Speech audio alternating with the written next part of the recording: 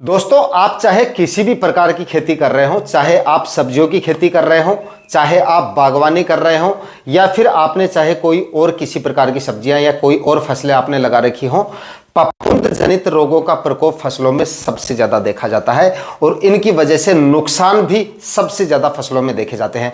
कई बार तो पूरे के पूरे प्लॉट किसान भाइयों के बर्बाद हो जाते हैं सिर्फ फफूंद जनित रोगों की वजह से। अगर समय रहते या प्रिवेंटिव में अगर हम स्टेप नहीं लेते हैं, थोड़ी सी अगर लापरवाही कर देते हैं, या जो फंगिसाइड सही समय पे हमें काम में लेने चाहिए उन फंगिसाइड का सही समय पर अगर हम इस्तेमाल नहीं करते हैं, तो ये समस्याएं और भी ज़्यादा बढ़ जाती हैं, फसलों में काफ़ी ज़्यादा नुकसान देखा जाता है। मैं बात कर रहा हूँ मतलब कि ब्लाइट जैसी समस्याएं जो होती हैं, यानी कि अर्ली ब्लाइट, लेट ब्लाइट, पत्ती धब्बा रोग यानी कि लीफ स्पॉट, और उसके बाद में जो पाउडरी मिल्ड्यू होता है, या उसके बाद फ्रूट स्पॉट, एंथ्रेक्नोज, यानी कि इस तरह की जो समस्याएं होती हैं वो सबसे ज़्यादा देखी जाती हैं। और सब्जियों की फसलों में ये समस्याएं सबसे ज़्यादा टमाटर और बेल वाली सब्जियों में ये समस्याएं सबसे ज़्यादा देखी जाती हैं। अगर समय रहते आप इसका कंट्रोल कर लेते हैं तो कंट्रोल हो जाती हैं, लेकिन अगर आप लापरवाही करते हैं या फिर सही समय पर सही फंगिसाइड आप नहीं डाल पाते हैं तो ये समस्याएं काफ़ी ज़्यादा बढ़ जाती हैं। कई बार आपने देखा होगा कि टमाटर के जो प्लॉट होते हैं ना, पूरा का पूरा प्लॉट मतलब चंद घंटों में बैठ जाता है, चंद घंटों में। और ये सारी की सारी समस्याएं मतलब इस सीजन में, इस तरह का जो मौसम होता है, जब नमी वगैरह ज़्यादा होती है या बारिश का सीजन ज़्यादा होता है, जब मौसम बदलने वाला होता है, इस तरह की समस्याएं ऐसे समय में सबसे ज़्यादा देखी जाती हैं। और टमाटर में ये समस्याएं काफ़ी ज़्यादा देखी जाती हैं। मिर्ची में भी एंथ्रेक्नोज जैसी समस्याएं काफ़ी ज़्यादा देखी जाती हैं, और बेल वाली सभी प्रकार की सब्जियों में ये समस्या आपको देखने को मिलेंगी। तो कौन से समय पे कौन कौन से फंगिसाइड का आपको इस्तेमाल करना चाहिए, मतलब कि इन बीमारियों से संबंधित 5 सबसे बेस्ट फंगिसाइड के बारे में आज के इस वीडियो में हम बात करेंगे, जिनका इस्तेमाल अगर आप समय रहते कर लेते हैं तो इन सभी बीमारियों को आप अपनी फसलों से चुटकियों में भगा सकते हैं। पूरी जानकारियों के लिए आज का वीडियो लास्ट तक आपको वॉच करना है, और वीडियो अगर आपके लिए इंफॉर्मेटिव रहे तो इस वीडियो को लाइक शेयर करके और चैनल को सब्सक्राइब जरूर कर लीजिएगा, ताकि खेतीबाड़ी से रिलेटेड वीडियो सही समय पर सही जानकारियों के साथ आपको मिलते रहें।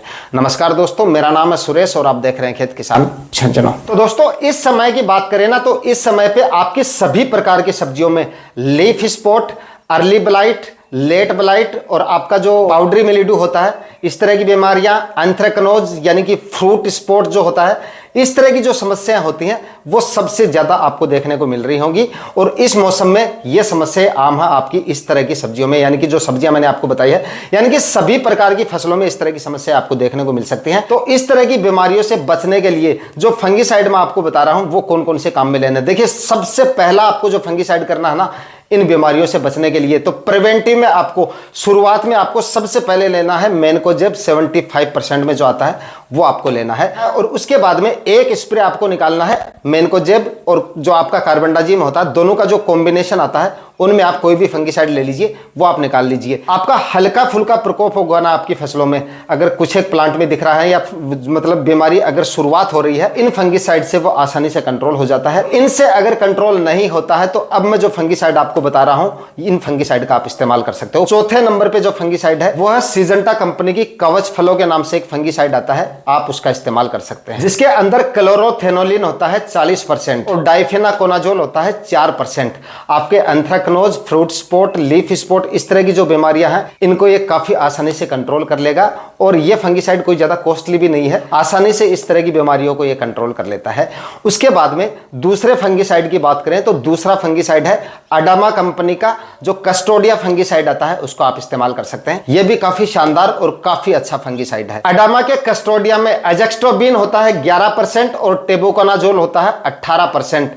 इस तरह की बीमारियों को यह भी काफी शानदार तरीके से कंट्रोल करता है, तो आप इस फंगिसाइड का इस्तेमाल कर सकते हैं। मतलब कस्टोडिया जो है काफी शानदार फंगिसाइड है, काफी दिनों से चल रहा है, काफी ज्यादा किसान भाई इसका इस्तेमाल करते हैं और काफी शानदार रिजल्ट आपको इसके देखने को मिल जाएंगे। इस फंगिसाइड का आप इस्तेमाल कर सकते हैं। दोस्तों, इसके बाद में अगला जो फंगिसाइड है वो है सिजेंटा कंपनी की अमेस्टार टॉप फंगिसाइड।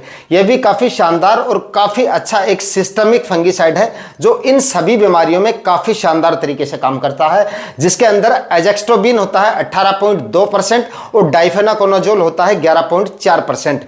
ये भी आपकी leaf spot, early blight, late blight, powdery mildew और जो फ्रूट स्पॉट और एंथ्रेक्नोज जैसी बीमारियां हैं उनमें काफी शानदार तरीके से काम करता है। तो आप इस फंगिसाइड का इस्तेमाल भी कर सकते हो। दोस्तों, जो भी फंगिसाइड मैं आपको यहाँ पे बता रहा हूँ ये थोड़े कॉस्टली हैं और इन सभी फंगिसाइड को आप प्रिवेंटिव में और क्यूरेटिव में दोनों स्टेज में काम में ले सकते हो, लेकिन शुरुआत आपको सिर्फ मैनकोजेब से करनी है। मैनकोजेब 75% में जो आता है, पहला स्प्रे आपको उसी का निकालना है प्रिवेंटिव में, ताकि आपको थोड़ा सा समय और मिल जाए, क्योंकि इस तरह की बीमारियां वातावरण में ज्यादा नमी हो जाती है या बारिश वगैरह होती है तो ये बीमारियां आनी स्वाभाविक है इन फसलों में।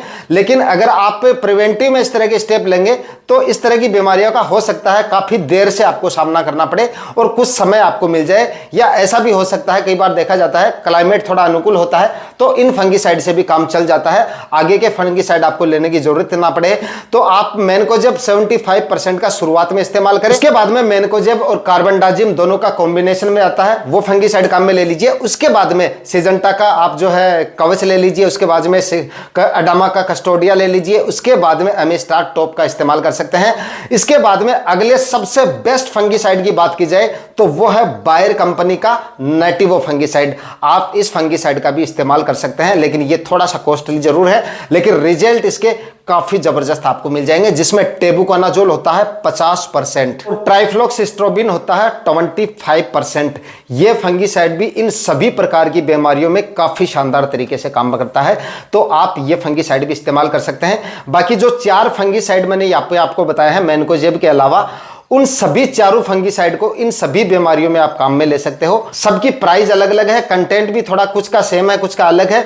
बाकी जो फंगिसाइड आपको अच्छा लगे उसका आप इस्तेमाल कर सकते हो। सभी फंगिसाइड इन सभी बीमारियों में काफी शानदार तरीके से काम करते हैं, तो आप इन फंगिसाइड का इस्तेमाल करके और अपनी फसलों में इन बीमारियों से बचाव करके और अच्छा उत्पादन ले सकते हैं। आज के वीडियो में दी गई जानकारियां अगर आपके लिए इंफॉर्मेटिव रही है तो इस वीडियो को ज्यादा से ज्यादा लाइक करके और चैनल को सब्सक्राइब जरूर कर दीजिएगा। मिलते हैं किसी और वीडियो में नए टॉपिक के साथ, तब तक के लिए जय हिंद, वंदे मातरम।